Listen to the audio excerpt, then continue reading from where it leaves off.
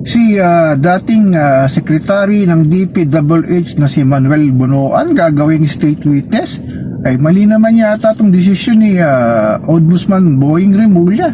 Isa ito sa mastermind sa sinasabing usapin ng flood control at ghost project. Grabe talaga.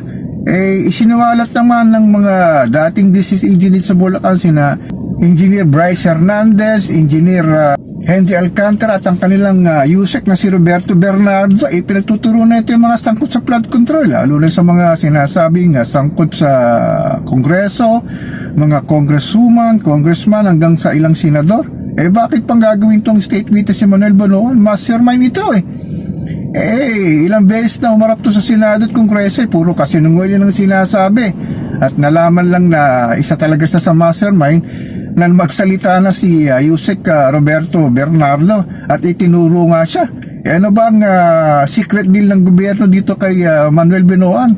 Dapat talaga i-disclose at malaman natin kung talaga magsasalita ito, magtuturo na naman ng mga sangkot sa sinasabing flood control ghost project, alam naman natin yan Not unless na ituturo niya si Martin Romualdez. Kaya pag tinuro niya si Martin Romualdez dikit na rito si Pangulong Bongbong Marcos Jr.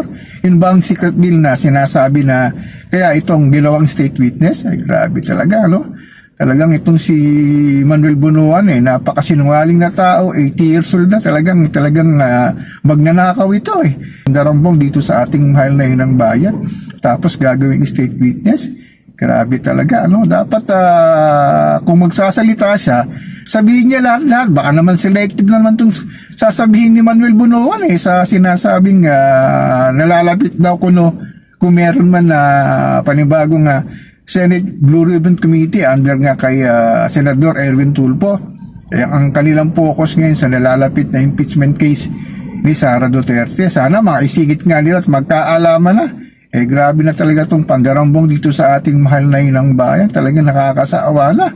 Minsan mapapaisip ka tuloy na ang hirap ng mahalin ng Pilipinas dahil sa mga tiwaling politiko na binoto lang natin na tayo din ang may kasalanan sa mga paulit-ulit na pagdarambong dito sa ating mahal na inang bayan. Sa susunod siguro 2028, kagaya itong si Senador Bong Revilla at Senador Jingo Estrada, pagtakbo na naman ito, iboboto na naman ng taong bayan, tapos ito na naman, magnanakaw na naman, grabe talaga ito nangyayari ito sa ating bansa, Dapat talaga, manindigan na tayo na talagang itong mga tiwaling politiko, lahat ng sangkot dapat managot, hindi talaga pwedeng ganito na lamang ating mahal na inang bayan, na lugmok na sa kahirapan sa mga sinasabing tiwaling politiko, na sana naman sa sinasabing paglantad na naman ito si Manuel Bunoan. Ano kaya ang kanya mga sasabihin na naman? Kailangan talaga ituro na ang dapat ituro, hindi nga lang